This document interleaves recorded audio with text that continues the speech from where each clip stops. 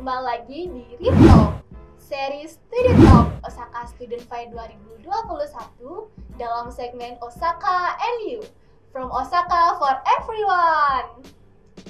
Bersama saya Widya Pratnya dalam rangka perayaan ulang tahun SMA Negeri 1 Kuta Selatan yang ke-22 serta Hari Sumpah Pemuda. Tentu aja nih, di sini saya nggak bakal sendirian karena kita semua bakal ditemenin sama beberapa siswa yang memiliki segudang prestasi dan tentunya masih menempuh pendidikan di SMA Negeri 1 Kuta Selatan loh. Penasaran nggak sih sama bintang tamu kita kali ini? Ya udah, yuk kita langsung aja kenalan sama bintang tamu kita. Jadi di sebelah kanan saya ada... Oke, halo semuanya. Perkenalkan, nama saya Komang Gede Guna Pujastaman. Bisa dipanggil Mangdi. Oke, bergeser lagi di sebelah Kak Mangdi nih. Ada kakak kelas yang cantik banget. Penasaran nggak? Ya udah, yuk kita langsung kenalan. Halo semuanya, perkenalkan nama saya Niputu Widya Arianti atau sering dipanggil Widya. Wah, bintang tamu kita kali ini kece-kece abis ya. Oke, sebelum kita masuk ke topik utama nih, bagaimana kabar-kabar kakak sekalian semasa pandemi ini? Kalau aku sendiri Asungkara baik sih. Untuk saya sendiri Astungkara baik. Wah. Oke, untuk mengetahui lebih lanjut nih, boleh tahu nih kak kan sudah berprestasi dan mengembangkan banyak prestasi untuk Osaka. Boleh tahu nih kakak berprestasi di bidang apa aja ya? Bisa dimulai dari Kak Mangde nih. Oke, jadi pencapaian aku selama di SMA, Asungkaraku bisa berprestasi di bidang karya tulis ilmiah sih. Oke, dilanjutkan oleh Kak Widya. Oke, untuk saya sendiri, saya sempat mengikuti perlombaan, yaitu salah satunya Kader Pelestari Budaya Kabupaten Badung, dan dipercaya untuk mengikuti lomba juga di Kader Pelestari Budaya Provinsi Bali serta sebagai Duta Pendidikan Provinsi Bali tahun 2020. Banyak sekali ya prestasi-prestasi yang sudah ditekuni oleh kakak-kakak ini. Nah, sebagai siswa berprestasi nih kak, pasti dong punya motivasi-motivasi untuk membangun semangat diri, apalagi di tengah pandemi seperti sekarang ini. Bisa dong diceritain motivasi-motivasinya kepada teman-teman di rumah. Bisa dimulai dari Kak Widya nih. Oke, seperti yang kita ketahui saat ini kan lagi masa pandemi nih. Para remaja pasti banyak nih yang udah berkurang produktivitasnya. Jadi menurut saya sendiri sebagai generasi muda, kita harus keluar dari zona nyaman kita. Jadi kita harus mencoba hal-hal baru, apalagi saat ini sedang kondisi pandemi. Jadi kita harus memaksimalkan diri kita sebagai generasi muda untuk mencari pengalaman-pengalaman baru. Oke, motivasi dari Kak Widya. Bisa dilanjutkan lagi oleh Kak Mangde, gimana? Oke, kalau aku motivasinya, kalian tahu sendiri kan ya, kalau misalnya pandemi itu kasih dampak banget sama bidang ekonomi. Jadi aku selama di SMP tuh karena agak kaget juga kena pandemi di SMA. Jadi aku mau mengoptimalin waktu aku untuk bisa setidaknya ngebantu orang tua. Maksudnya dalam artian kebutuhan aku selama di sekolah itu setidaknya aku bisa bantu ya, walaupun nggak sepenuhnya. Jadi aku ikut lomba ini juga tujuannya biar bisa bantu orang tua itu walaupun nggak sepenuhnya, karena hadiahnya itu juga lumayan banget untuk bekal kayak gitu. Semoga motivasi-motivasi dari kakak ini bisa membangun semangat berprestasi kalian untuk teman-teman di rumah ya.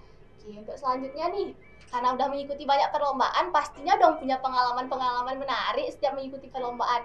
Boleh nggak diceritain nih pengalaman-pengalaman menarik untuk sahabat-sahabat Osaka di rumah? Boleh nih dilanjutin oleh Kak Mangdi dulu.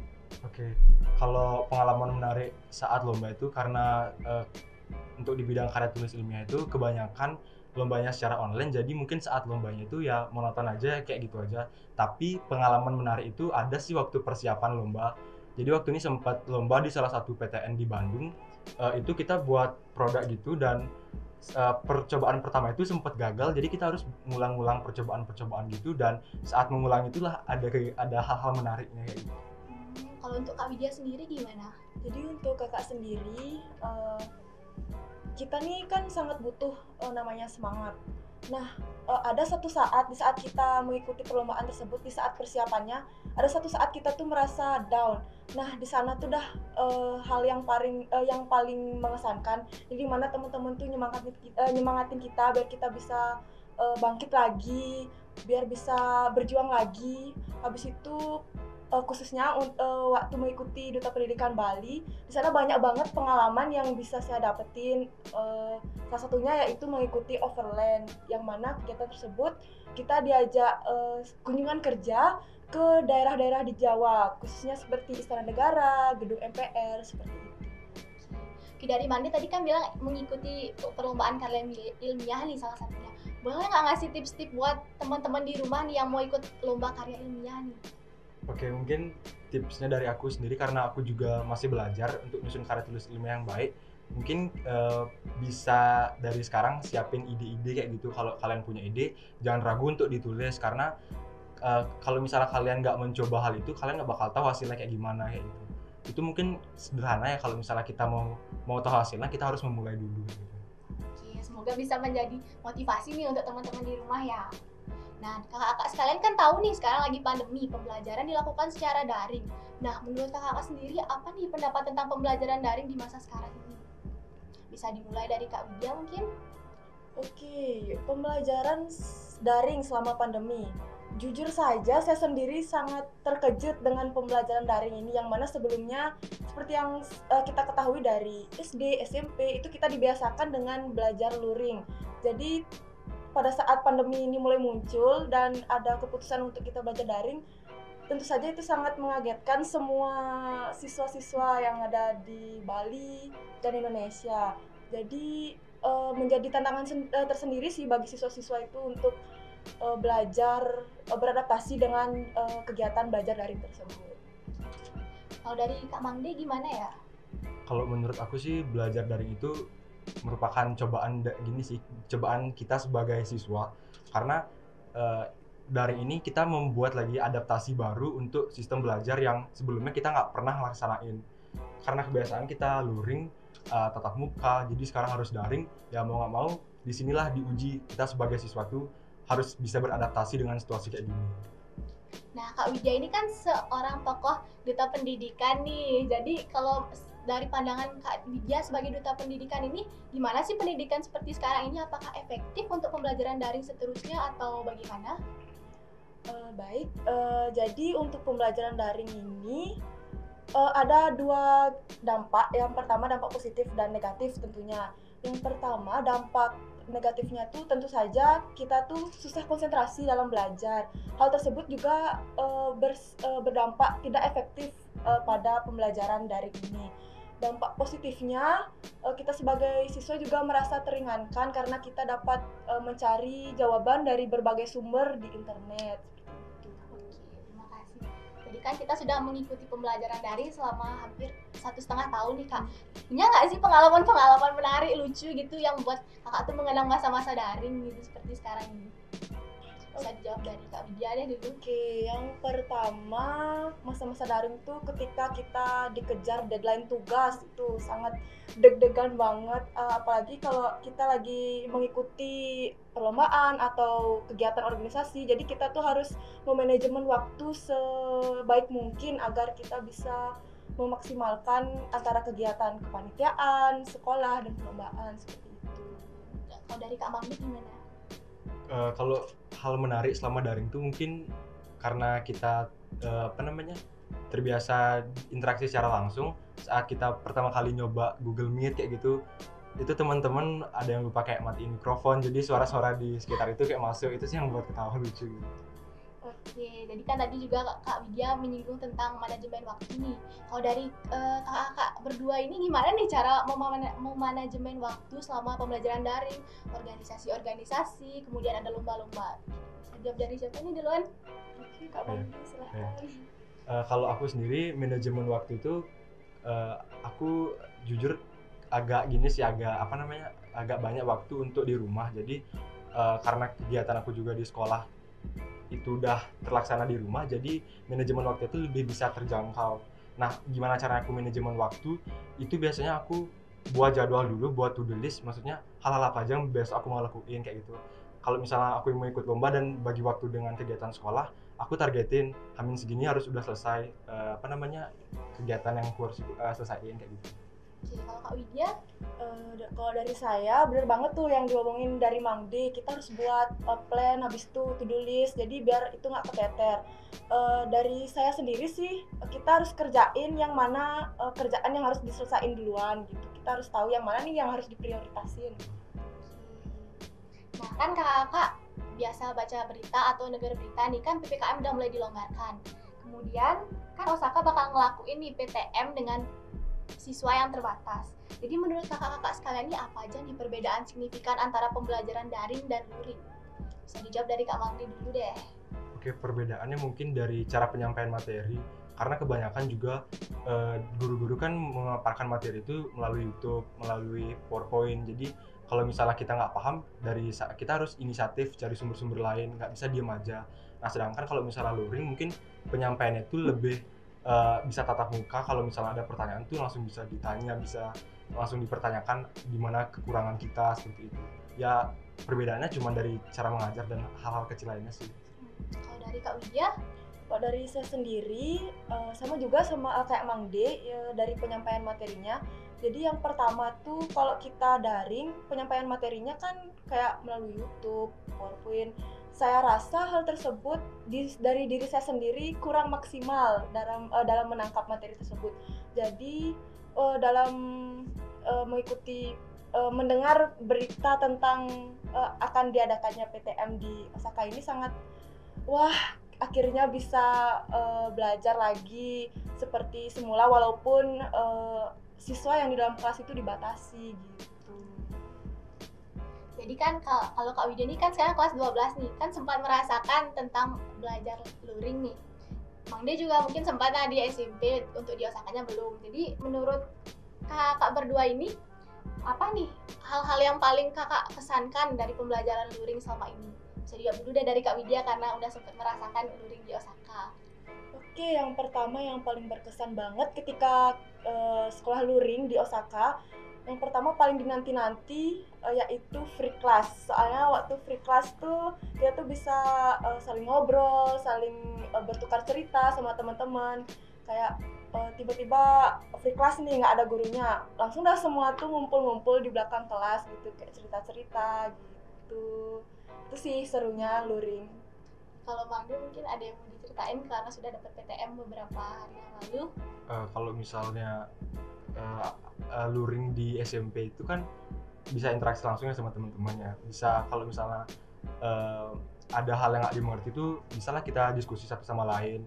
Nah kalau misalnya aku selama di SMA ini kan jarang juga ketemu sama teman-teman, apalagi kalau misalnya kita diskusi untuk secara tatap muka langsung itu kan dibatasi, nggak boleh ketemu langsung. Jadi mungkin hal-hal yang aku kangenin itu ya interaksi dengan teman-teman, saling tukar informasi, tukar cerita, kayak gitu ya sih.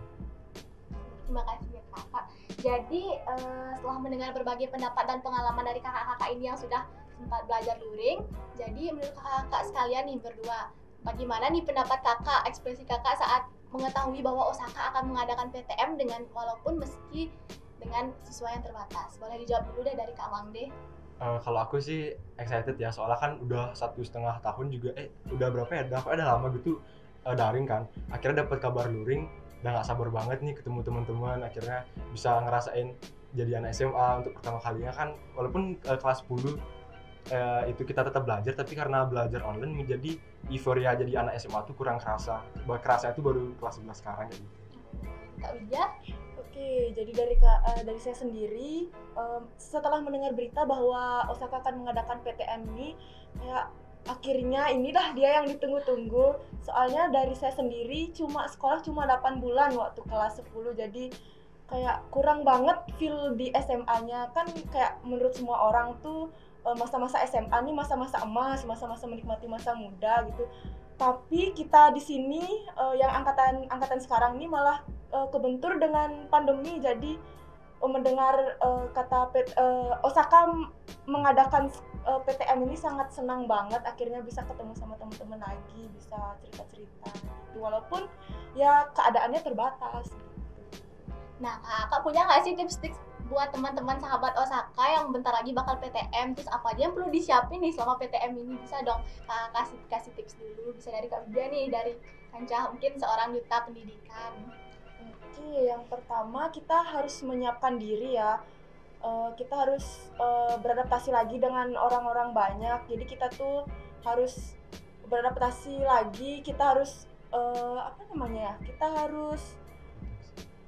kita harus belajar berinteraksi yang baik. Kita harus belajar berattitude yang baik di sekolah, kan terutama kita harus menaati peraturan-peraturan gitu. Jadi kita harus menunjukkan attitude yang baik di sekolah.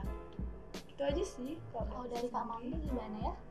Kalau dari aku mungkin yang harus disiapin tuh tetap ya protokol kesehatan, karena meskipun Osaka udah PTM tapi virus itu kan masih ada, kita nggak bakal tahu di mana virus itu muncul. Jadi jangan sampai lengah, walaupun udah PTM harus tetap patuhi protokol kesehatan kalau aku gitu. Nah, itu dia tadi sedikit perbincangan kita tentang latar belakang dari kedua bintang tamu kita yang keren ini. Nah, itu dia tadi perbincangan kita dengan kedua bintang tamu kita yang kece-kece ini.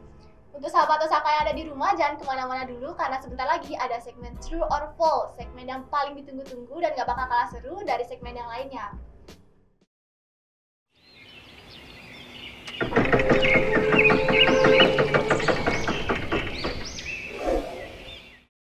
Jadi sekarang kita akan memasuki segmen True or False.